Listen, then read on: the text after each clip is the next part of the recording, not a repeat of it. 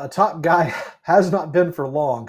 But Cam Smith, as we alluded to at the top of the show, recent convert from the Chicago Cubs in the Kyle Tucker trade. He was the jewel of the trade for the Astros, and all of his career at Florida State. I remember in a car with Tyler Jennings asking him, um, "Am I wrong in saying that if Cam Smith completely overhauled his swing, he could be a freak show Goliath?"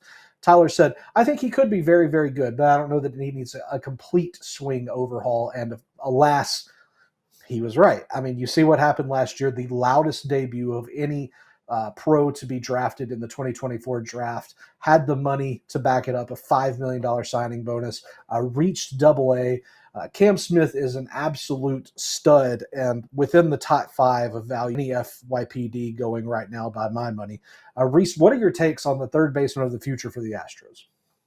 So this is the second time that the Cubs, I know we're talking about the Astros, but this is the second time which the Cubs have drafted the biggest riser the moment they signed from the draft, right? Cam Smith, the Cubs realize that he needs to lift and pull more, which I almost wonder if it's a Florida State issue, not a Cam Smith issue, right? Because Florida State is kind of teaching these guys to swing linearly, and then it ultimately allows their power to play down. I think we're going to see a bunch of these Florida State guys that got drafted out from that team ultimately take big steps in pro ball. And Cam Smith did it almost right away. Like we're talking about, 6'3", 224-pound, like man's man, right? Like he's a good defensive third baseman right now. He's got a good arm. We're talking about plus power now because during the draft, it was comfortably like 55 hit, which is above average hit, so probably like a 260 hitter with 20, 25 home runs. But all of a sudden now it's a 260 hitter with maybe like 30 home runs, like especially in the Crawford boxes and everything like that. If he starts lifting and pulling more, even at the major league level, we're talking about a guy who could be a middle of the order threat, who plays a good defensive third base, and maybe if he has to move off third base because of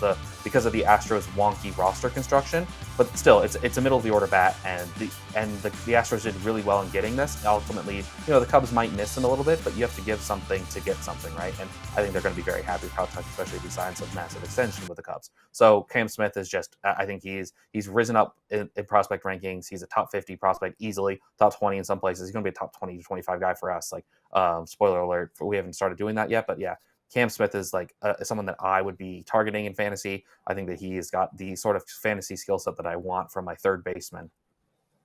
He's very, very exciting. And I mean, even if you're thinking, Drew was just talking about a need in the swing change, but what else needs to change? Don't worry about it. The whiff and chase rates were very good last season. The power, again, average exit velocity of, I think it was 93 miles per hour with a max exit of 115.7. The barrel stays in the zone. It's everything I wanted to see happen with Cam Smith. Lift the ball more. He did it. He did it. So now maybe it's not Yandy Diaz that we're looking at. Maybe it's something a little better even. And even if it is Yandy Diaz and he's just smoking the ball into the ground 60% of the time, I think that there's a very viable major league outcome there. And Reese, let's play a quick game before we wrap up and go to our last break of the show. I'll set it at 20% over or under chance Cam Smith debuts in 2025. I think it's higher than 20%.